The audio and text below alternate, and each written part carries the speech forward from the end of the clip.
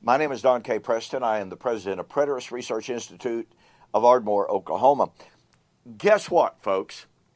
This is video number 300 in our study of the resurrection of 1 Corinthians 15. Now, suggestion has been made that we do something special for today. Alan Morton suggested that we do a t-shirt that says, catch the power of this. I survived 300. Well, we're not going to do that. But my wife and I kept thinking, we ought to do something. Some little thing to celebrate 300 videos on 1 Corinthians 15. By the way, just a really, really brief word to the detractors, so to speak. I've had people contact me and say, anybody that has to take 300 videos to explain a given passage of Scripture must be a false teacher. It's absolutely amazing to me how simplistic some people's view of Scripture really is. They think that theology can be explained in 25 words or less.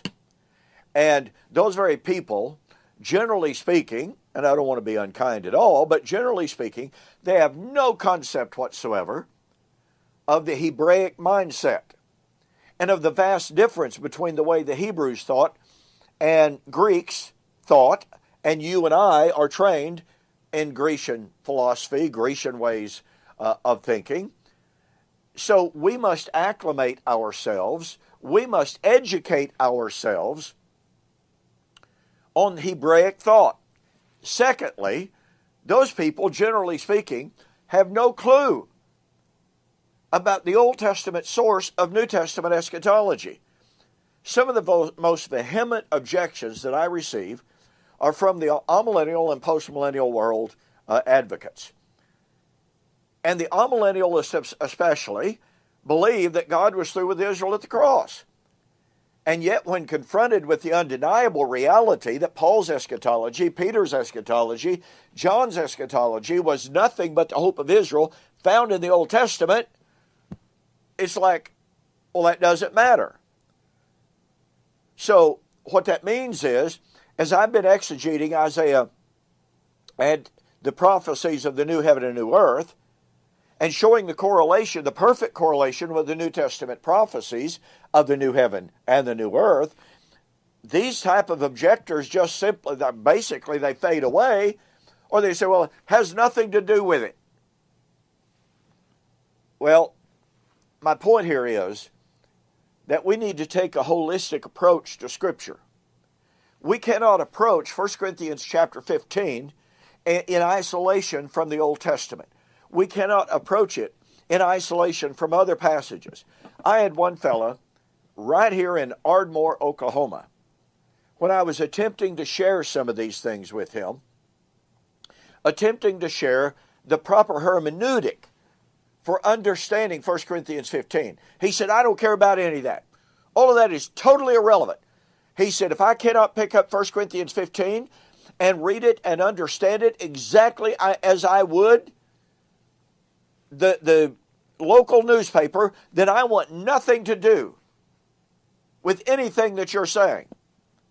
Well, unfortunately, this gentleman completely and totally failed.